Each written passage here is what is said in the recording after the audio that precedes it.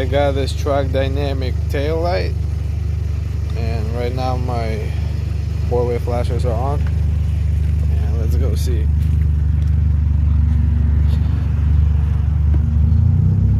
You see? So pretty much it is sticky. You can apply it to your trunk or your bumper, and it connects right here. That's the plug you need. Okay, so if your lights are on, it's gonna do this at the back. But now I'm gonna try to turn on the turn signal, brakes,